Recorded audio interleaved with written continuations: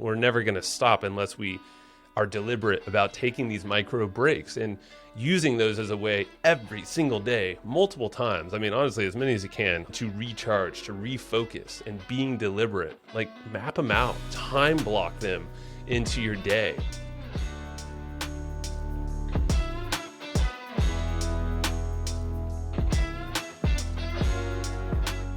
All right, it is Q1 of 2024. That means new goals, more growth, and upgrading your day-to-day workflow. That's why I want to talk to you today about the HubSpot Sales Hub. This thing is basically an all-in-one platform to help you get out of that muck of scheduling everything manually, digging through data, tracking down leads, probably not following up with things. Sales Hub will flip everything on its head. This thing's an easy-to-use suite of powerful tools. It's going to help you convert contacts into customers quicker, accelerate sales with smart sequences, manage deals with simple and powerful tools, and help you forecast a lot smarter. It actually uses this new AI-powered app called ChatSpot. Combines ChatGPT with HubSpot Smart CRM. Basically, you can ask this thing to create more revenue for you and deliver it as well. So you can ask it to track down contacts, competitors, summarize sales, and actually draft emails for you. So now's the time to close more deals and get on track. Make Q1 your best yet. Explore the new HubSpot Sales Hub and AI tools like ChatSpot at hubspot.com/sales.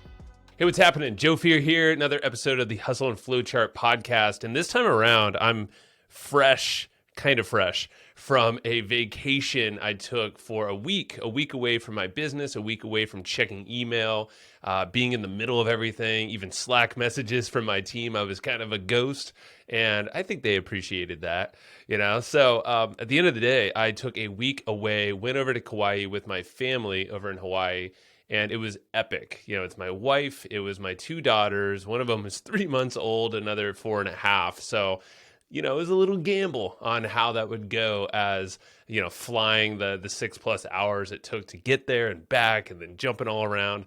It was incredible. And I had a lot of breakthroughs, and I want to share some of these with you. And there was the thing that stands out to me. I was over in Hanalei. It's on the north part of Kauai. A beautiful part. If you ever get out there, Hanalei Bay in the town of Hanalei. This place is called Slow Yourself Down. That's the name of the store, and it's basically a store that just sells a bunch of swag with that on there. Slow Yourself Down. And I loved it. I think it was towards the end of the trip that we actually found this place. I ended up just buying, I wanted to buy everything in the store, but I couldn't get myself to do it. I bought some stickers, a bunch of stickers. So nice reminders for me to see things in certain places, like slapped one in my water bottle, just little reminders. And it got me really thinking about, the episode I put out a couple weeks ago, right before I left, talking about intentional slowing down and building buffers and pacing. But also now coming back from this trip, I was able to successfully detach myself for a week in a business that is very high touch. It's very digital. I could take this laptop anywhere I go in the world and be attached and ready to record an episode, even if I wanted to. Different background, but that doesn't matter.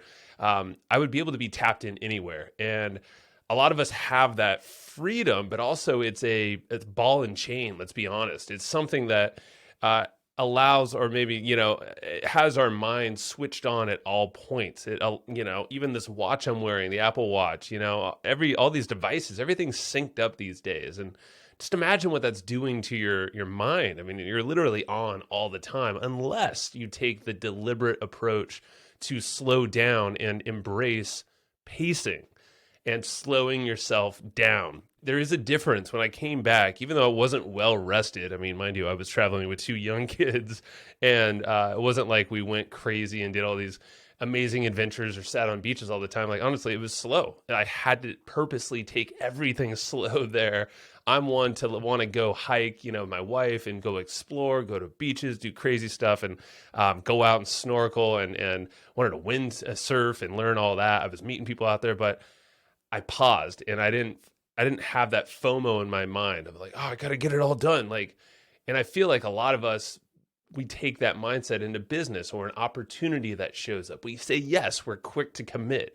We're quick to not see what that ripple effect can look like for not only our business, but like, where our energy is being sapped and how that can take away from our physical, our emotional, our mental states, and ultimately could lead to burnout, could lead to a whole bunch of stuff we talked about that can trickle into a bad place. And there's a lot of proactive steps we can take. And that's what I want to talk about here, where you can legitimately master the art of slowing down and pacing for yourself in your business, because a lot of us have this thinking that can happen one day. Like, I'm going to build this thing where one day I could step away and, sit on the beach and relax. Well, that's a fallacy. You're not going to want to sit on the beach and get fat and ugly, and not ugly, but like, well, you probably would, because you'd be burnt all the time, sipping margaritas and just not doing anything. Like, we're not made for that. We're animals. We're driven animals as entrepreneurs, legitimately. And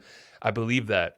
So the mind's not going to slow down, but we can definitely be intentional and take these proactive steps to slow ourselves down so we can prevent that energy being sapped from our physical state, the emotional state, mental state, and then show up better and remember that everything we're doing is a marathon. I mean, life it's long, it's short, however you want to frame it, we create that. But at the end of the day, it's a marathon. We're not sprinting, even if we feel like there's a deadline, it's a marathon. And if we're not seeing it that way, then we're quick to react. We're not deciding. We're allowing other things to kind of sap that or make that decision for us. So a few things I want to talk about here that are actionable for you that has worked for me, not only in this trip or like prepping for it or even after, but just in general to be proactive in terms of pacing. It was Tina Marie. I had her on the podcast early last year, maybe about this time last year.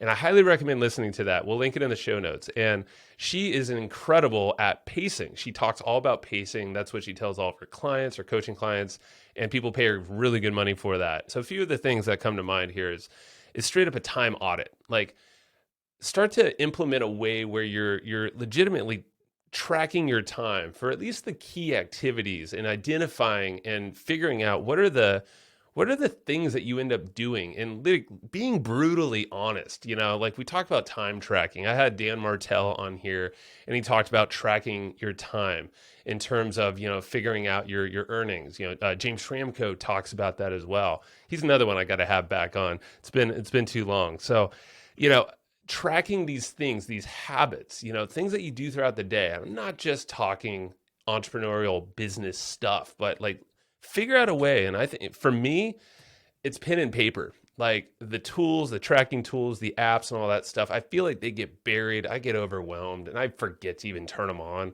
But when I have something, and I always have a notebook in front of me, and I've actually started to place something on my wall where it's taped on the wall where I'm tracking everything. It's the activities, it's my habits, it's the things I'm doing. And I might not always remember in the moment, but I'll audit. And because it's right in front of me in my notebook as well, I kind of like track in both places. So I always am able to capture that. Pen and paper is the key. And I'll go back and put a time to it, like a rough time or duration of how long I took for that activity or that habit, that thing that I was doing. And again, I'm thinking of personal stuff I'm doing. I can look at my calendar is another way to audit this. But also, just throughout my day, checking emails, looking at messages, pontificating on something that took way too long, or even going on a walk. Like, it could be great stuff. It could be kind of like, oh, wow, I shouldn't have done that. Being brutally honest and knowing what you're doing and actually tracking that stuff, then you can do a full and true honest audit of yourself. I mean, who else is going to be honest to yourself? It's up to you. It's up to me. And I think that's a big breakthrough, is to slow down enough to feel like, what the hell am I really doing? Like, what's that awareness of the now? Because whatever you're doing now usually isn't going to be the thing that gets you to where you want to go. Whatever that vision is for yourself, that North Star, or, the goals that you're setting for yourself, you likely, or probably guarantee, I think I'll go on a limb and say that I guarantee you're going to have to change some stuff that you're doing right now. So auditing that list, doing a time audit specifically on these habits, spend a couple weeks doing this and get brutally honest, start seeing these patterns, and then figure out what are these things that you got to adjust to align with where you want to go. So definitely doing that as a step one to figure out where you're at right now. You got to do it. And it's been said before in so many ways, but with this framing of burning out and eliminating unproductive habits and activities that you're kind of just mindlessly doing. A lot of us have those things. We all have those things, let's be honest. It's time to cut those things out and be very intentional. Okay, I'm going to pause this really fast and shout out another podcast that's on the HubSpot podcast network, the audio destination for business professionals. This one's a podcast hosted by someone I've followed for years. I've read his books. His name is Donald Miller, and he hosts the podcast called Business Made Simple. The whole premise there with that show is that it helps take the mystery out of growing your business. And one of the recent episodes is one with Alex Hermosi, someone else I've followed for years now. And it's all about talking about the uncertainties that we're living in right now in 2024 and beyond, but how we can take our business and shore it up. There's actually 4 principles Alex shares, and Don gets into it as well. So definitely recommend checking that out. So go listen to Business Made Simple, hosted by Donald Miller, wherever you get your podcasts. Are you juggling multiple tools to run your online business? Well, thankfully, there is a better way, and it's called Kartra. So with Kartra, boosting your income has never been easier, and that's because it's the ultimate all-in-one platform for online success, offering every tool you need to grow your business. So imagine building pages, funnels, courses, autoresponders, and checkouts all in one place, and all for one affordable price. So the best part about Kartra is that you can automate just about everything. So it's like having a team of experts working around the clock to help you earn more. Now's the time to streamline and scale your business. Visit hustleandflowchart.com/Kartra for a free 30-day trial. That's hustleandflowchart.com/KARTRA. And that leads us into the next thing. And I've talked about this before. And next week, I'll be bringing on 2 buddies of mine who are, I've had them on individually on the podcast, but now we did this this roundtable discussion, the 3 of us, and Trevor Turnbull and Mike Prince, and they head up Extremely Conscious. This is the men's group. It's really like a small group of us that have come together to really lift each other up and be accountable with what we do with ourselves every single day. And these are the micro habits. These are the micro things that we do. So I'm bringing them on to talk about a lot of this stuff. And definitely, if you're interested, check out extremelyconscious.com. They have great resources in a Facebook group that's catered to men, but there's a women's thing in the works as well. But for now, if you're a man and if you wanted to dive down and join that group, you can do it. Anyone can go on there, and there's some cool guides to check out at extremelyconscious.com. But this next point here goes into tracking. Like, what are the micro habits, the things that you can now start to replace, those unproductive habits from step 1 or think number 1 I just talked about. How do we be intentional now and replace those things with activities that will start to align where you want to go? And, I had a previous episode or 2, I've talked about my micro habits and the things that I track. And I don't do it as much, the intentional tracking, but, things like getting enough sleep. I don't always do that, but at least I'm intentional about it and I aim for it. A 7-hour, sleep. Drinking enough water, walking enough. I track everything, and my wife and I are always, we're taking calls on walks now instead of standing behind the screen all the time. Like, that's a switch, and something, I just did it today with someone, Stacy Lauren, when we had a call. I was like, hey, let's get away from the Zoom fatigue, and let's go on a walk together virtually, and it's all through the phone. I think there's a lot of power in that. So think about how to shift these things that you might just be doing and sapping all your energy, and go do something else with it. Figure out a break from that. Move your body, do squats, do push-ups, have a certain number that you're trying to reach every single day. There's a lot of these things back to the physical, emotional, and mental. What are the habits and the things that you can do? I guess it's the third point, are creating these micro breaks for yourself. Like, figuring out intentionally, and this goes again into auditing yourself and auditing your time, and how do you create these pauses, these moments of pacing, throughout your day where you can step away from your work, you can step away from the doing of things and go outside and lay down, like find a patch of grass and bask in the sun and feel phenomenal. Like that's one of the things I love doing the most, and I don't do it enough. Another thing is playing with my dog in the backyard or my kids. I mean, just like literally just being silly, having fun, freeing my mind from the to-dos and all this never-ending, commitments that we all have as adults. I mean, as just driven people, that's endless, and we're never going to stop unless we are deliberate about taking these micro breaks and using those as a way every single day, multiple times. I mean, honestly, as many as you can, obviously still get stuff done, but use them to recharge, to refocus, and being deliberate, like map them out, time block them into your day. And I talked about time blocking on that episode a couple weeks ago. A couple tools I love to do. I did it today as well, is I took a quick 25 minutes, I think, yoga nidra or NSDR. I throw in my headphones. I find a quiet place for 15 to 25 minutes or so, and depending on the video. And what it does is it takes me on this like edge of sleeping, but it's kind of like the subliminal kind of state where I'm just like floating feeling, and I drift off, but it's not a total like I'm snoozing, drooling, It's a way to quickly recharge and recalibrate things just like in an instant. It's wild. So like that's one of my favorite micro breaks, is to do that. I literally did it this morning, and because I wasn't feeling super charged up, woke up really early. I was like, you know what, I'm gonna knock this out for 20 minutes. I felt great. So I highly recommend something like yoga nidra or something like that. Going on walks, take your calls outside, away from screens, is just a recharge in itself. Just think about what it's doing to your eyes. You're getting sun, you're seeing distance. Like there's a lot of science behind this about how your eyes work, and just like literally you'll think differently. So those are breaks that you can do. And then, all of this, I think a big thing you can do is to create a toolkit for yourself. Like what are a whole bunch of things that you can start to establish in your day, and like almost have, I don't know if it's a checklist. For me, it's the checklist. It's that kind of micro habit list, but I also have lists in YouTube. I have videos I tend to go to often, like breath work videos. I think of these as like my resilience toolkit. Like, what are the things I can just go to and know when I'm feeling low in energy, I can do something like these breath with Sandy videos and look for like an energy video that's like 8 minutes. Boom, I got 8 minutes. We all got 8 minutes. Or I'll do a Wim Hof breath video, and I'll go outside and do, again, 10 minutes or so. And boom, I got more energy now. Like that's going to bring my physical, emotional, and mental state like better.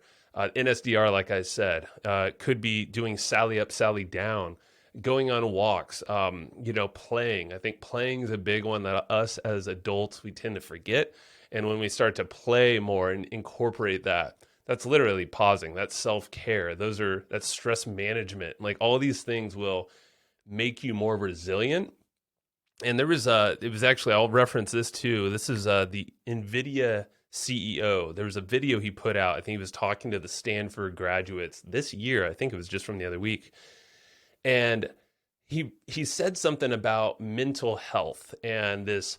He believes that that's the wrong approach, like feeling that, oh, this is a mental health thing, or like I got to address my mental health or these things. And I don't know my take on it so far, but he basically says instead of mental health and almost like giving it a thing of its own power, it's to take your own power and turn it into how do we build mental resilience? And I would take it as far as like, how about emotional resilience, physical resilience? Like, how are you going to build resilience when shit hits the fan in your life, in your business? An unexpected call happens, someone's sick, someone died. I mean, like, I've lost a lot of people in the last 5 years. I feel like I've built a big, strong muscle of resilience in the emotional state of things and knowing how to navigate tough stuff. And I'm not just patting myself on the back because I wouldn't want that, but I've learned a lot of what keeps me in the game having kids, like there's a lot of things I can kind of point to and be like, wow, I'm still standing and I'm still happy and I'm still showing up, doing the work, even though I might not feel like it. The resilience piece is key. So figuring out what are the things that will keep you in the game physically, emotionally, mentally, and what's that toolkit? Like start to build out these things and make them obvious, because it's the times when you're feeling in the dumps, when you're feeling burnt out, overloaded, not taking these micro breaks and pauses and pacing.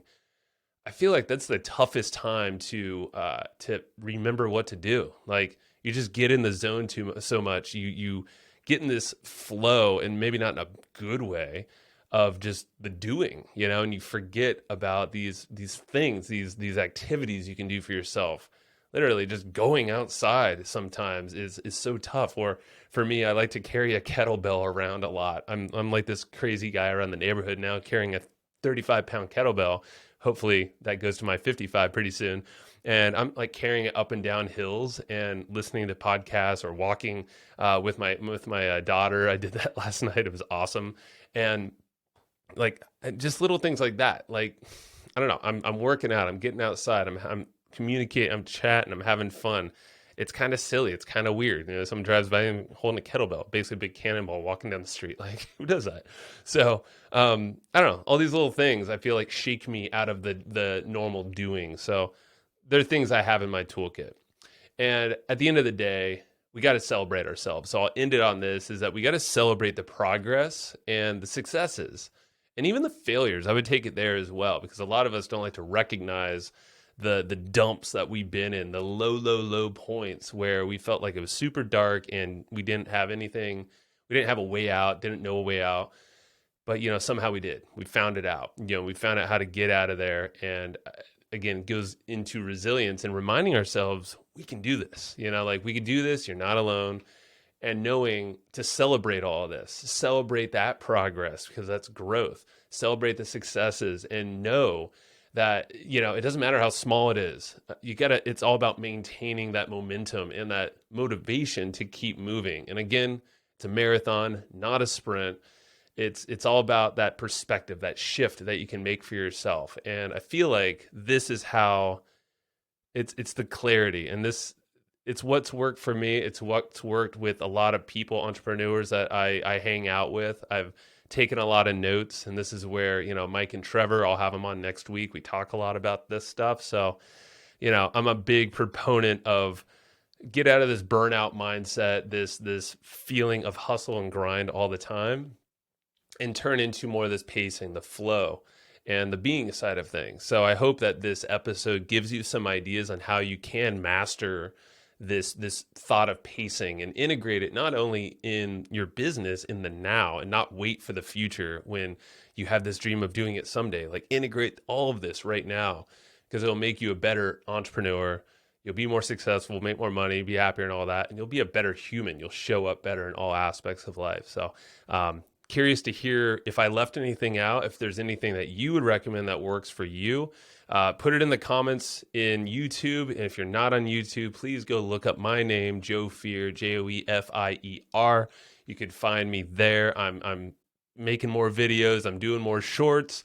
Please consider subscribing there as well. I definitely appreciate all of that. If you're listening on the podcast, go hit subscribe, leave a review, a rating. I would love to see that. And leave your thoughts, honest thoughts. I want to hear what you think here. And you know what? I love dropping it, but my email is joe@hustleandflowchart.com. Send me your thoughts. I would love to hear it. I'd love to connect with you. All right. So until next time, thank you.